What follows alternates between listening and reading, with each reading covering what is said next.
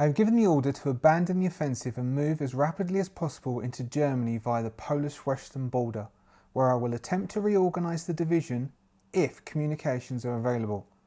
Some of the remaining Polish troops, as well as stragglers from other units and civilian refugees who are capable of fighting, will accompany the battalions to help maintain some combat capacity and assist in gathering information in civilian occupied areas. The battalions and companies will move on their own until further notice. Operational command has been turned over to my subordinate commanders to get what is left of their units safely away from the front lines. I will now let the Red Devils of the 5th Infantry Division know that we are on our own. No one else will come to our rescue. The final words from Division HQ before they signed off for good left little doubt. Good luck. You're on your own now. So, today I'm going to attempt to play Twilight 2000. It's the Free League Publishing 4th edition. So Twilight 2000 originally came out in 1984. In 1984 it was a grim alternate future proposition for the year 2000 where everything basically goes badly in the 1990s. I think it was 2020 or 2021, Free League Publishing announced that they were going to redo Twilight 2000 using the Mutant Year Zero rule set. But they decided not to set it in the future, but to set it at the original time. So it's still set for the year 2000. So basically the premise of Twilight 2000 is it's set in Europe. The Soviets have attempted to invade, various things have gone wrong, there's been civil unrest in most countries, there's been minor nuclear exchanges, a war occurred in Poland. The Allied forces were attempting to move onto Warsaw, which was called Operation Reset. This is the winter of 1999, coming into the year 2000. That completely failed. All troops were routed. There is a massive rout back across towards Germany, across the western borders of Poland to come into Germany. And at the moment we are dealing with some troops who were attempting to take Lodz, I think it's called Lodz. The operation failed and we are somewhere near Kalitz as we will join our people. I have attempted to play this and record it a few times and it kind of failed, and I tried to work out why that was, and I think it was because I tried using these maps, which are fine for some people, these maps and these tokens. They're very reminiscent of 1980s, 1970s, 1980s war games, tabletop war games. They're fine, but I don't think they work for me. So I'm going to attempt to use a mixture of minis and theatre of the mind to play. Also, the game is significantly more crunchy than I'm used to and comfortable with. I'm far more comfortable with less simulation based free reign games, Morkborg, many of the smaller indie type games, as that lets my imagination run free and I can just make stuff up. So I may do that with this as well. If I don't like what's happening, I may just go random and just use some Oracle based dice rolls. So I rolled up, so one of the other things is that because it's very crunchy, it's very deadly, and that all of the trial games I tried, people just died really fast. So that made me think maybe I need more people, but I don't know if I can roleplay. Then I'm basically playing a turn-based game. I might as well play XCOM then, because I love XCOM. But you don't really get invested in individual characters, so I have gone based on this guide from Parts Per Million, who has done, I'll put links in the bottom, who has done, by the way, thank you very much for watching. If you'd like to subscribe, that would be awesome. It makes me feel nice and warm inside. And if you want to make any comments about Twilight 2000, if you played Twilight 2000, if you tried playing solo Twilight 2000, you want to give me any advice after watching me, please do. But I'm going to use this guide, Parts Per Million. So one of the things that he suggests is possibly having 2 or 3 characters, one main character and the others are sort of background companion type characters, basically someone to drag you out if you go down and to apply first aid if you go down, and supplementing with his some of his oracle things for radio transmissions. So next, our characters. So I have generated 3 characters. We have our obligatory operator, as everybody who plays this game, I would almost guarantee, will roll someone from Special Forces. My obligatory operator is a staff sergeant from the British Army, SAS. Of course, he's a sniper, because who doesn't roll a sniper in these situations? Called Robert Finn. So the stats will come up as we go along, and I can tell you them now, but I don't know how useful it'll be. But he does have so also I will name weapons, by no means a weapons expert. If I get anything wrong, please tell me so as I can then incorporate into future games. He has an L96, which I believe is the sniper rifle the British Army used during the late 90s. That's his major weapon. He also has a handgun, armour, carrying some frag grenades, water, food. His moral code, which is a bit that Twilight 2000 utilises the 4th edition rule set quite extensively, is a character has a big dream and a moral code. And if you try to use those in your gameplay, then you can get extra experience points. I don't know how we'll work that. We'll work that out probably next session. Also, each one of these sessions, I'll aim for around 30 minutes, but because of the content and I'm a witterer by nature and going through the rules and trying to keep up with rules, the first few sessions will probably be more in the 45-minute range. Let me know if that's not okay. I'll try and cut them down harshly. Otherwise, if you prefer the 1 hour sessions like I did for a lot of the Morkborg and Starforged, then I can go into the 1 hour range instead. Anyway, so Robert Finn, Bobby, or Staff, because he's Staff Sergeant. His moral code is killing the enemy is my job, so I'll do it. Big dream, keep my team alive and get them home. Next we have, no, I'll leave them till last. Next we have a medic. You need to have a medic. This is a Marine Sergeant, Julian Reed, or Doc, or Sarge. Julian Reed is so only has a handgun, has quite a lot of rounds for the magazines for the handgun. Medical kit is mainly focused on the empathy statistics and having a medicine and first aid. Is a combat medic. Has the moral code of I can't save everyone, but you have to at least try, and a big dream of getting home with some humanity left. We have the buddy system within 4th edition.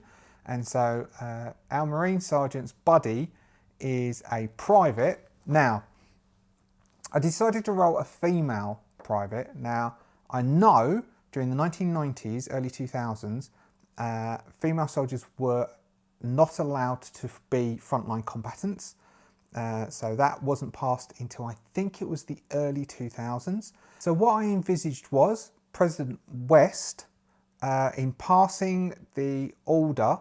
Oh, here we go. It's actually January 2013 it was passed that women were allowed in the front lines.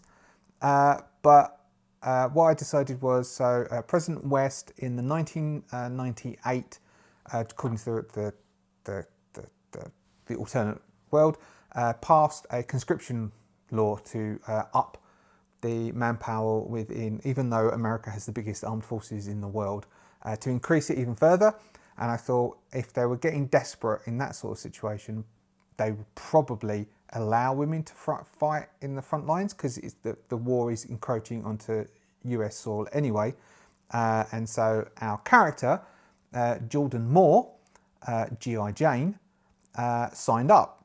Jordan Moore, because the character from the film G.I. Jane, his first name was Jordan, and of course Demi Moore played the character. G.I. Jane, who is a private, and just got in because she was incredibly good marksman, and so she specialises in shooting and range combat. Her moral code is making the world a better place is the only way to save your soul.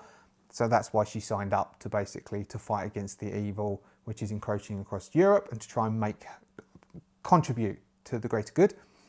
Her big dream is keep your humanity and get to see home again. So at least, so this is why our sergeant and our private sort of gravitated to each other. They both had the same centric mentality, and they're both, so basically, you know, I can see it that we have our doctor who is our sergeant, and we have our private who is attempting to protect the sergeant, and then we have our British operator who has basically attached to these to have a greater goal. Now, I kind of thought possibly of having a goal because I also got the urban operations supplement. So basically, if we could get down to Krakow, and I remember from the 1980s, because I never played this, but we played D&D on one table, and the group we were called Phoenix Gamers. The group who played also in the room, they played Twilight 2000. There was a huge number of them who played Twilight 2000. We were quite a small group playing D&D. And so I watched them. A lot of them were in the Territorial Army, and some of them actually went off. My friend James, he went off to join the military police, and my friend Steve, he went off to join the British Army, so he was an infantry soldier. He got up to corporal, or lance corporal, I think, and then he left and joined Optus because he worked in signals. But they were all very gunhead, and we weren't so much. But anyway, I always aspired and thought about playing, and so now I get to. So, yes. So our team have received their call. I thought about maybe giving them a mission to go to Krakow, and then I thought no. So what we're going to do is we're going to say that they are somewhere in here, so probably one of these squares here, when we will join them, and they are going to be attempting to move towards the western border. So we will play through them attempting to go either to the north or to the south, as far as possible. What else can I tell you before we kick in?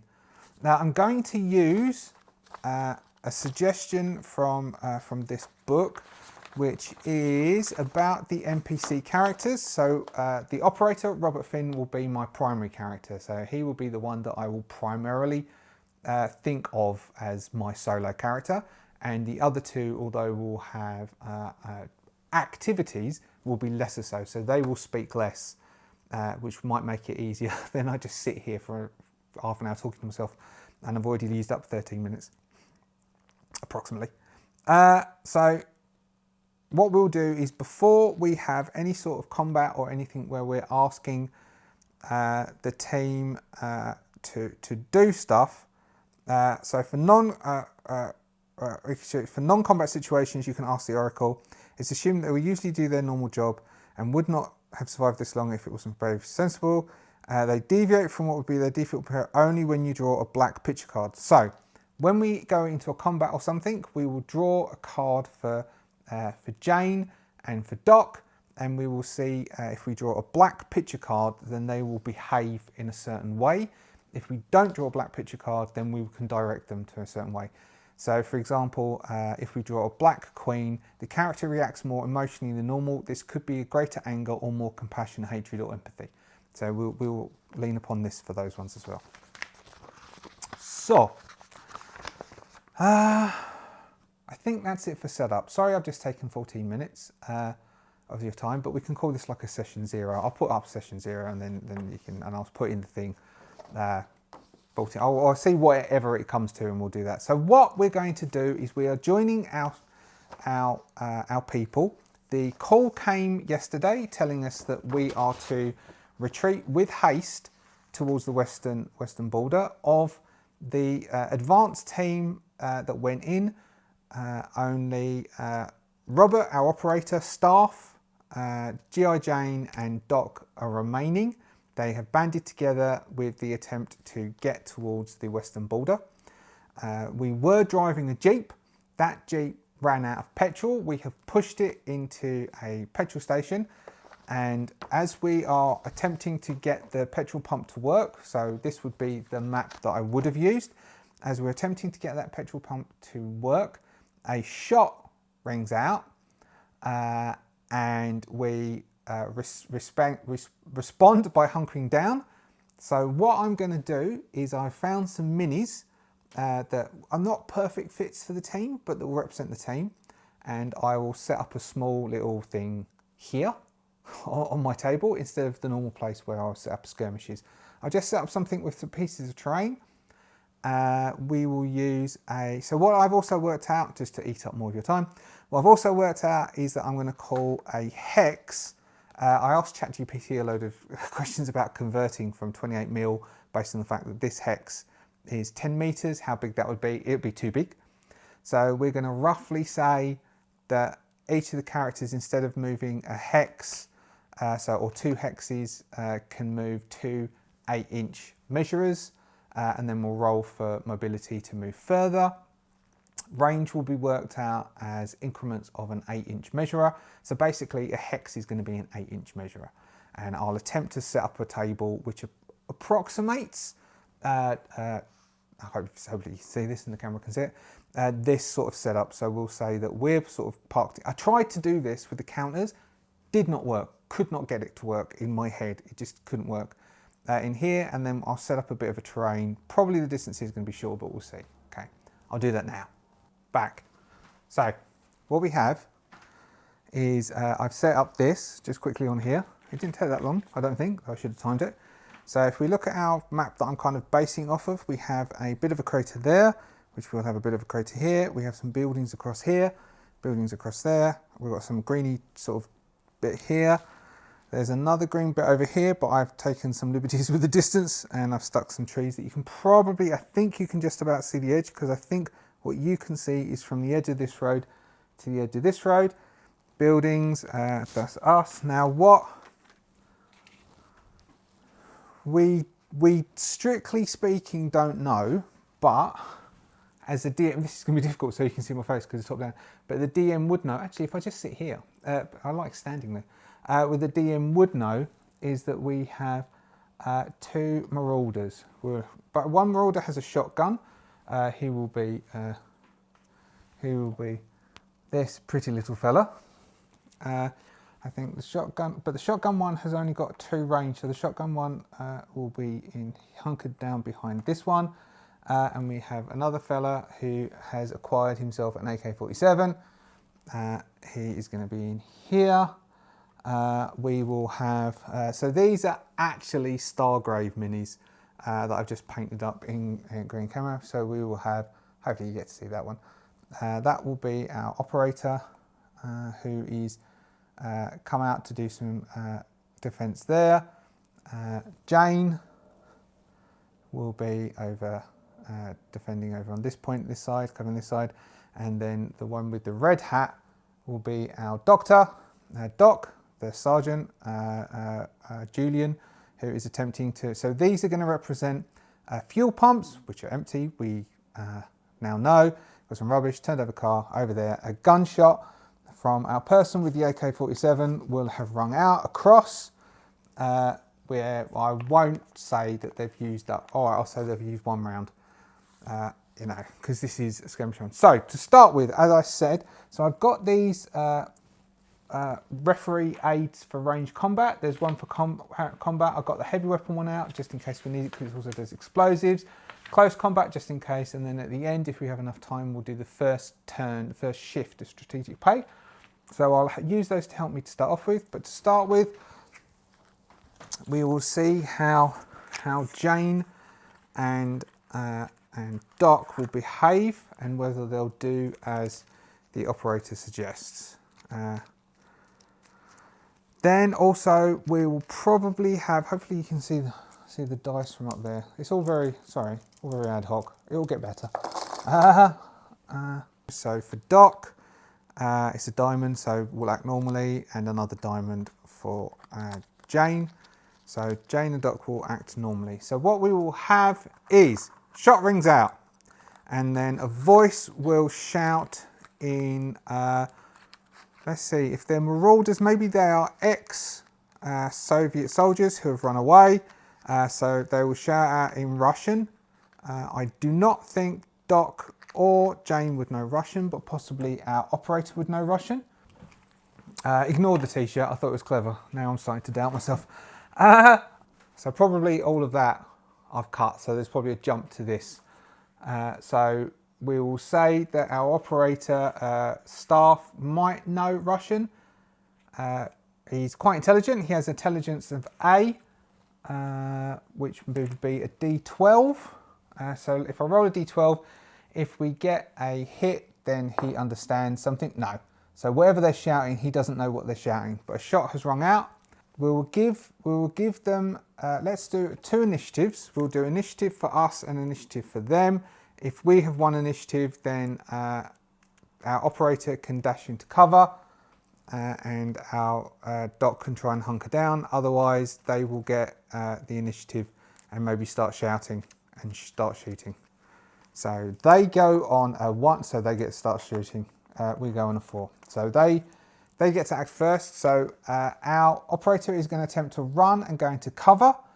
But whatever happens, so I'll deal initiative, but we'll say that they've got an ambush and they will open fire because he's diving into cover and Doc is attempting to get into cover.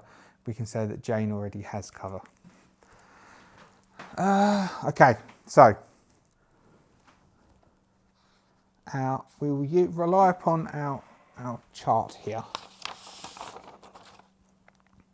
Our Marauders have an agility of C or a D8 and have range combat of C or a D8. For our shotgun is still within range because it has a range of 2, and our AK-47 is definitely in range. See, this may be all of this setting up may mean they instantly die because they're being ambushed. If he'd have rolled, anyway, let's just do this. So we're not going to do anything to do with initial cards just yet. They will do. I will say that they were not, just to give these the edge, that they were not expecting them. What we'll say is, so I've tilted the camera up so you can see me. I'll probably do a cut there as well. We'll say that they weren't expecting them to dash into cover, which is dashing into cover. So the shot was to warn them to basically shout something like, drop your guns, drop your stuff. But because our operator just now isn't understanding Russian, he is freaked out and starts to run back into cover. So they are firing, but without aiming because they weren't expecting them to do that, just to give us a bit of an advantage. So we say it's a quick shot, which means they get -1, so the 8 drops to a 6. They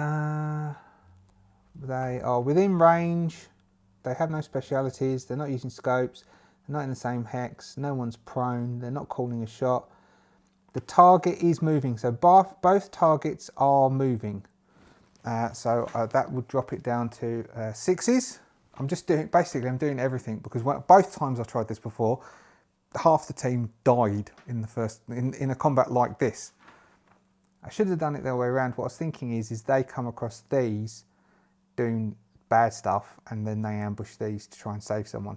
Targeting full cover, no, but we will say that Doc is in cover, so that would drop it down to just 1d6. So first off, the AK-47 is going to attempt to shoot at our operator, missing. Oh, hold on, but he will do open up fully. So the rate of fire is a 5, which means that he can roll 4 dice. Let's move this out of the way.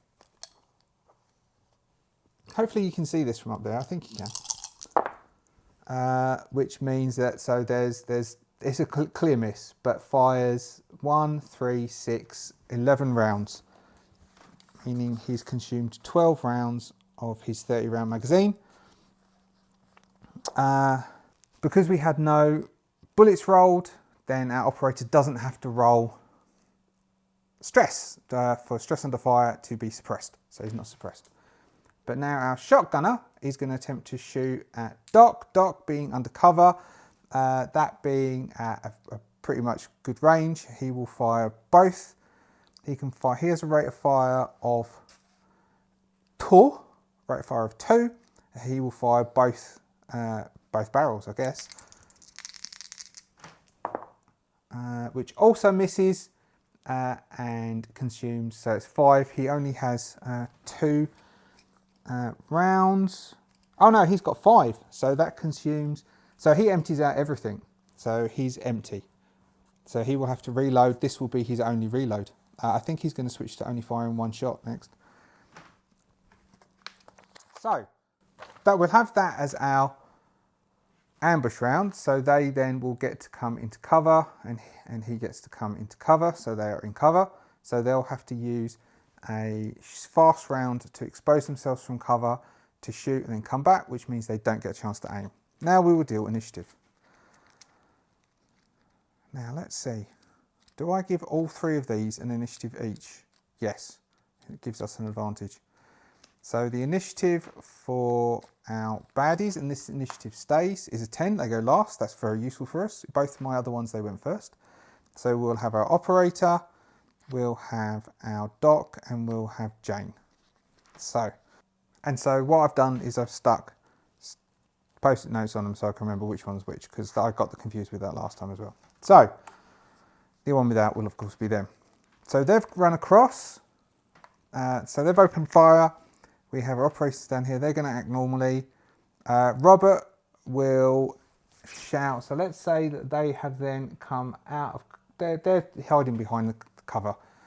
So they will take as having full cover. So Robert might take a shot with his sniper rifle and see if that works. If not, he will then attempt to maneuver around.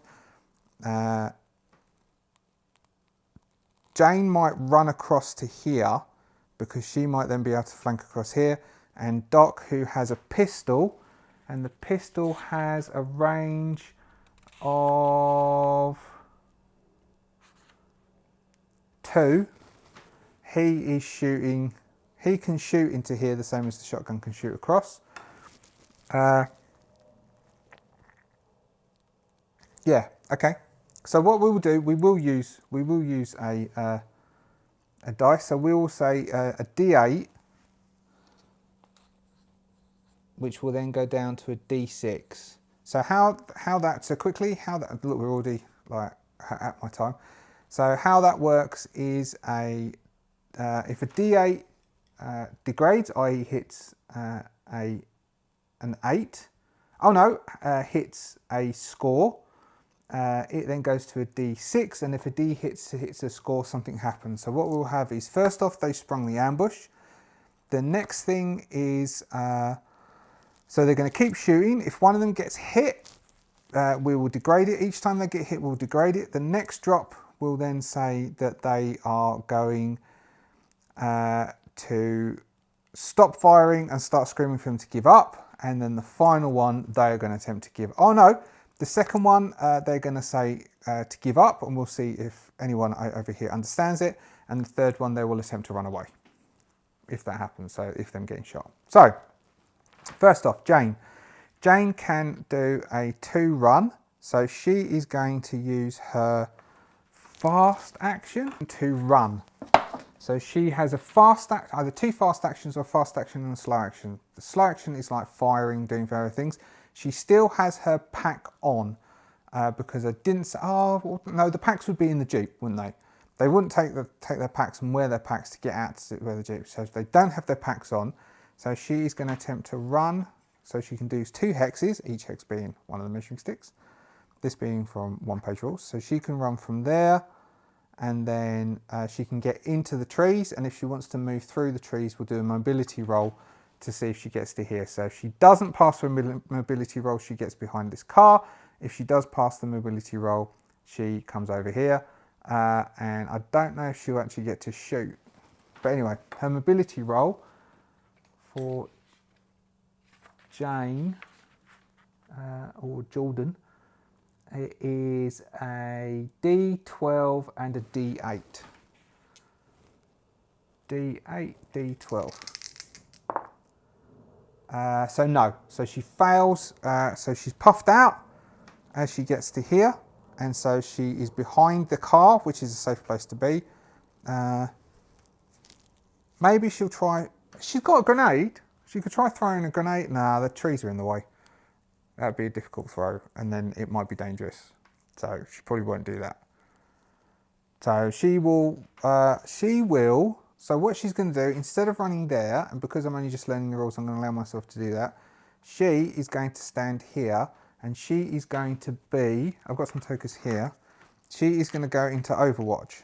So because she's here and she has line of sight of this window, she is looking at this window. As this guy comes out to fire through the window, she will attempt to take a shot on the guy in the window. So that's what Jane's going to do. Doc, who is here, is behind a petrol pump and will probably think that's a bad place to be. So we'll attempt to re-maneuver across to behind the car, and then we'll take a shot behind the car. So the fast action is to move behind here, and then as a slow action, we'll take an unaimed shot across to here. So looking at a ranged combat thing, we have his skill first. We'll start with that, which is a D10 and a D6, because he doesn't specialise in taking lives but healing lives. So D10 and D6. It is a quick shot, so the D10 drops to a D8 because it's a quick shot with a pistol. Oh, actually, she should have dropped. Oh no, she hasn't shot yet. The others should be minus twos. Range is okay. Scope, target in the same hex, target in hex, target prone, target cool shot, target moving, no, target from moving vehicle, elevation. So I'll get used to all of this and we won't need to do it so much. So we'll say it's drizzly, but it's not going to affect the target or anything. Target in full cover, yes, minus 3. So minus 3 means the 8 drops to, basically it means it's a D6.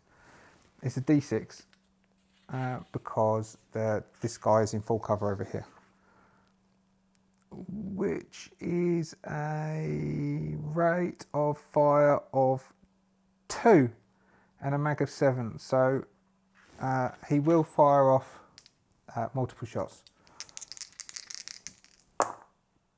which is a hit. Which actually is a hit. So it only fires 1 round.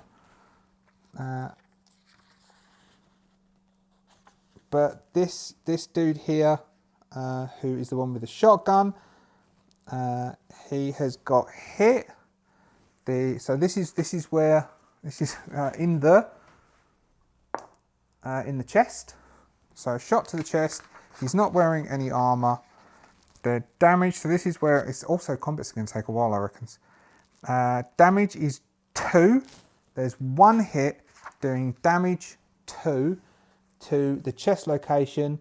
There's no crits, there's no anything like that, so he takes 2 damage, and we're going to say when they take damage, they will auto suppress. So he is suppressed, which is a downer for Jane because and also then we will roll a D8 and it goes down to a D6. So next time we'll roll a D6 next shot. So he's suppressed, and suppressed means that he doesn't get to act. If there was somebody else in that room with him, he would also get suppressed.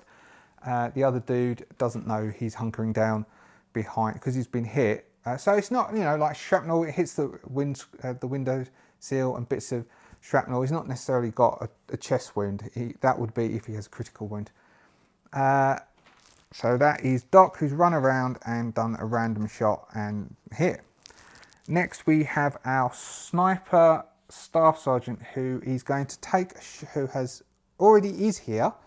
So to take a sniper aim shot is a slow action. So you would aim and then the next round you would fire.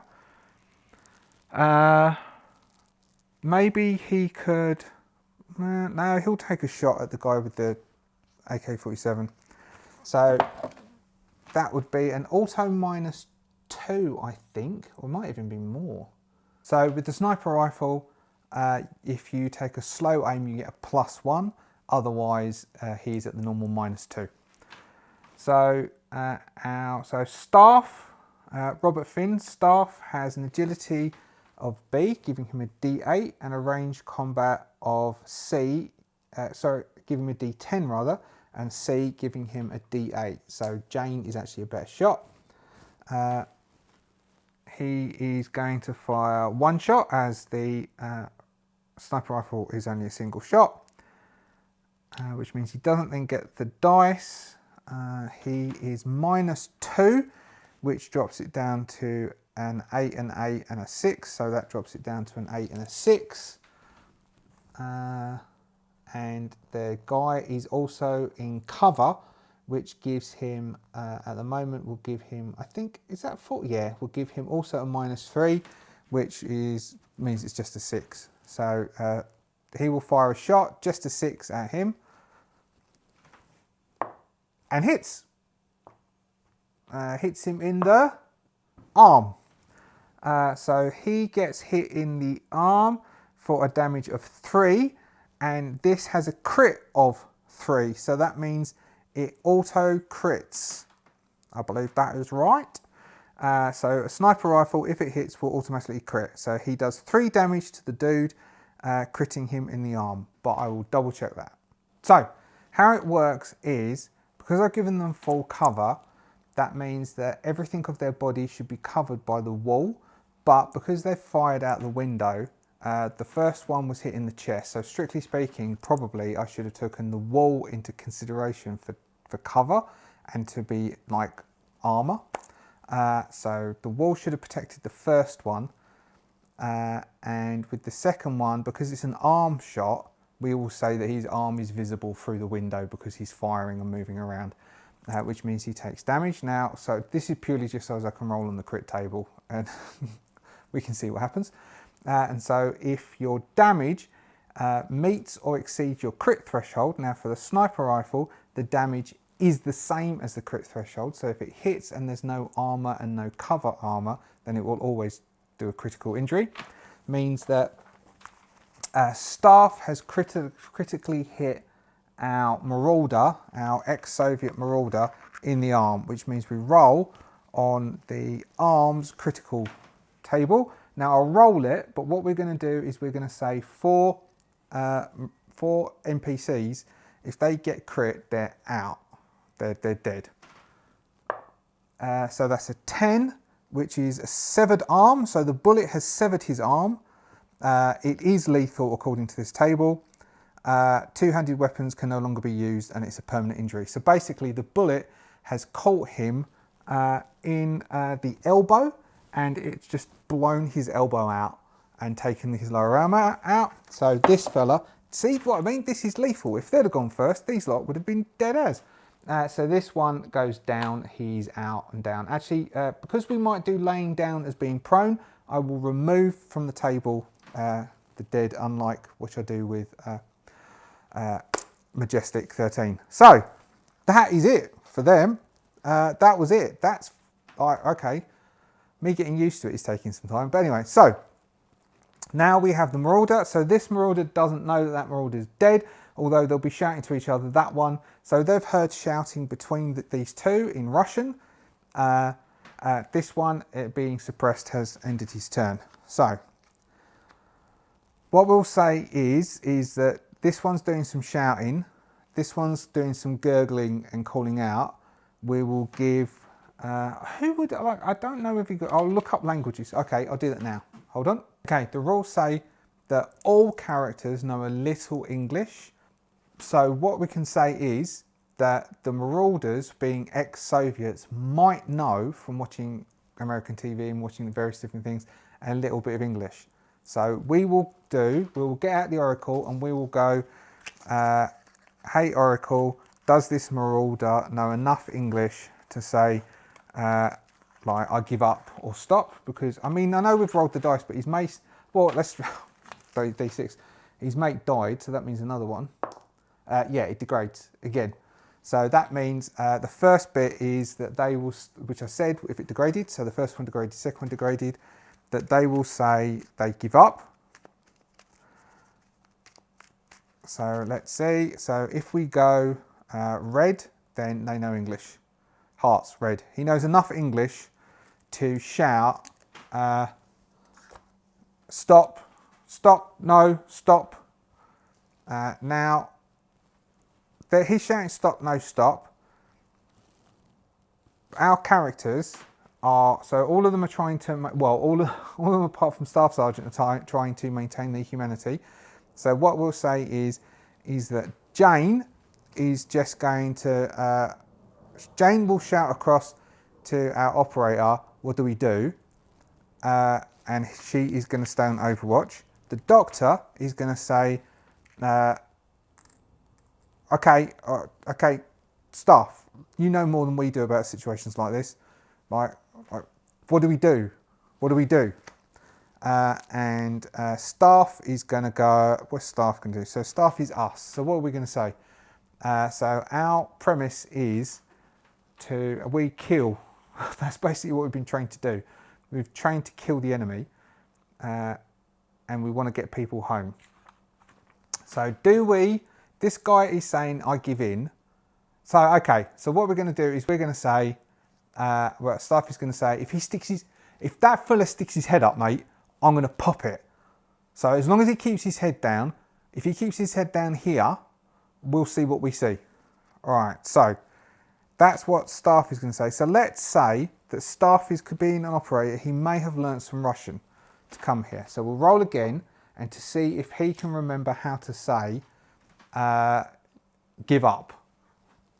So if he rolls any hits, so 2 hits, not only does he say give up, he's going to say, right, I don't know Russian for it. I could do the subtitle. I could do it in subtitles underneath if I look it up. I'll get Google to do it. Throw out your gun and come out. All right, so he's going to shout that. And at this point, I reckon, let's see, is our Marauder going to want to give up to these lot?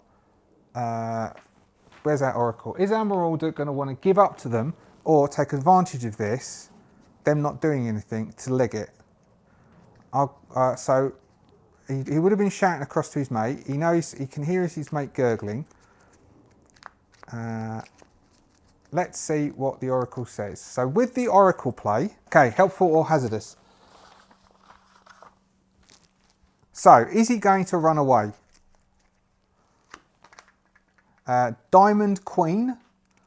A Diamond Queen is a red queen, very helpful. I reckon yes, very much so, he's going to run away. So he will use his action because he was suppressed, he's no longer suppressed because it's his next turn.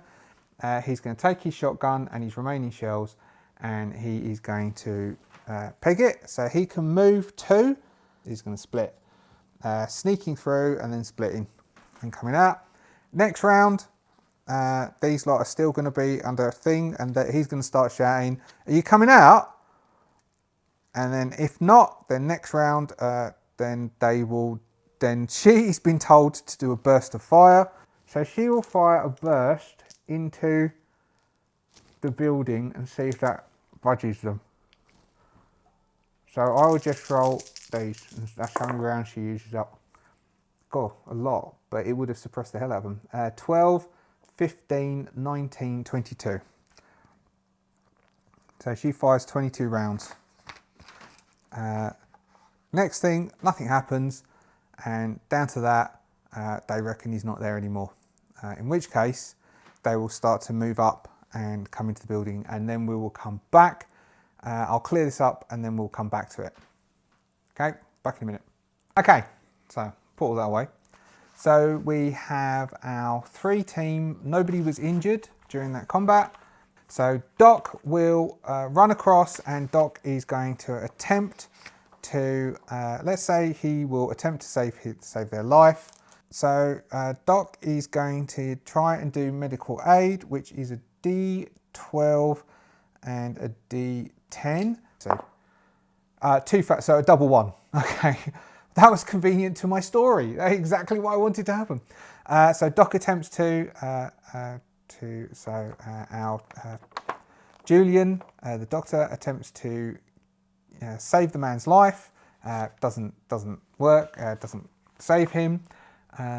Between them, they have, I think it's a D6 food they had between them. So if I roll the D6, we'll just say it's a D6 food rather than me look it up. So we'll roll a D6 and we'll say they were 50-50 split between the 2 of them. 5. Does this one have more diamonds? Yes. So they get 3 lots of food. They have an AK-47 with a total of, so 1 reload and how many? 18 rounds, with 18 rounds in, because Doc doesn't have a long arm. Doc only has a pistol, so they will scavenge that. All right, let's see who's got the best survival. Staff Sergeant is. All right then. What I want you two to do is I want you to both keep watch. I'm going to scout around here. We'll see if we can find any petrol. They can't. In which case we're going to set off on foot and head west. All right, you two? Just keep watch for now. So what they're going to keep watch for is so as we'll spend our first shift here, and we will say that because we had that, you know, there's some buildings across, various things. So staff is going to make a survival roll to scrounge the area, which is a D12 and a D8 for his survival skill. Let's move that out of the way. Hopefully you can see this. Being 2 hits. And it says here that for each hit, you roll a D100 on the scrap table, which is on next. So this is what he's going to find in here. He will find a 22. Didn't matter which dice it was first, did it? As an old credit card. Okay, that's useless. And first one first, and a 29. An electric mixer rather. So an old electric mixer requires electricity. So we can strip this down for 1 electronic part. So what we are going to do is we will say that our little bit was on this hex here. That hex there, which was on that part of the road. We have now, so let's say that we were going to head down towards the south to come across this road bridge near Kepno. And what I'll do is I will Google what that bridge looks like when we get to it, so we can see what it looks like. So we will now do our first shift. I can't remember what the date is, but we will say the date next session. I'll remember the date. You can tell how crunchy it is just by how full the table is full of books. So the first thing we do is start shift. So we will say that was the morning. This is a day shift. So this is the middle of the day. We roll for weather. So we roll for weather, so we said we had, let's say we were cloudy. So we roll a D6. On a hit, it gets better. On a bottom, it gets worse. It gets better. So our weather turns fair. So our weather is fair. Next we, oh yeah, it said that there as well. Next we assign tasks to everyone. So we are going to be marching down, which means that only 1 task per PC per shift is allowed, though 1 character can march and keep watch during travel. So we are going to march. Let's see, shall we go cross country? If we go cross country in difficult terrain, we can only move 1 square, I think. If we go via the roads, we can move 2 squares. So what we're going to do is, we could go via the road, but that means that we're going near 2 settlements, which we could do, and then we can see what's in the settlements.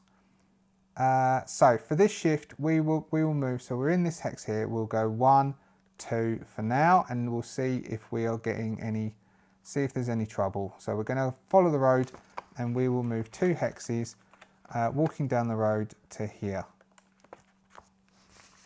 So we have worked out what we're going to move, and so everybody is marching. So I will say our staff is keeping watch, and everyone else is marching. So that will help us keep track. So so we've determined the distance we've travelled, travel 2 squares. We will draw an encounter card, and because we have got someone keeping watch, make a straight recon roll. It's only a opposed roll if the enemy is actively ambushing you. The roll is successful. Your lookout spots the other group. Okay, so we make a recon roll. I'm going to move the map out of the way for now.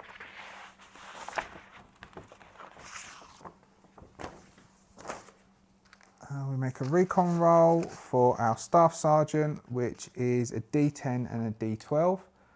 D10 and a D12. We've got 2 hits, so that means whatever happens, staff will see it first. So we will shuffle this, and then we'll do an encounter, and then we will end on whatever that encounter is, and we'll discover what we do next game. Draw an encounter card.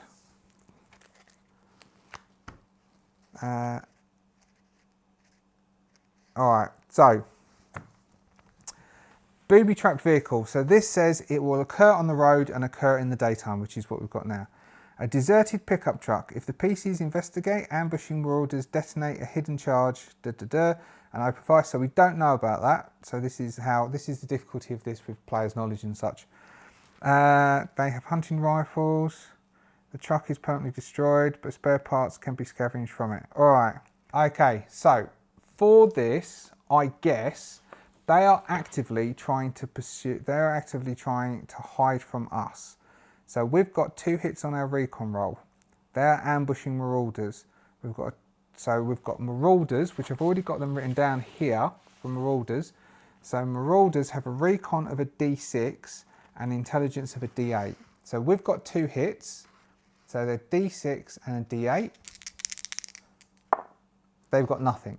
So our staff sergeant, our operator, so we've been coming down a road, so we've just come over a hill and we're sticking on the sides of the road, being the bushes and trees. Actually, I think, so staff has a pair of binoculars, so he actually has +2 to recon. So every few minutes we're stopping and look, so he could have got 2 D12s. Every now and then we're stopping and having a look, stopping and having a look. And at one point he stops us, a bit into, so that was in the morning, so this was a day shift, so a bit into the afternoon, he stops us, and we notice that there's a wrecked car. It looks like 2 cars have crashed into each other, but what he's noticed is that there's some people over on the side who are looking like they're going to ambush.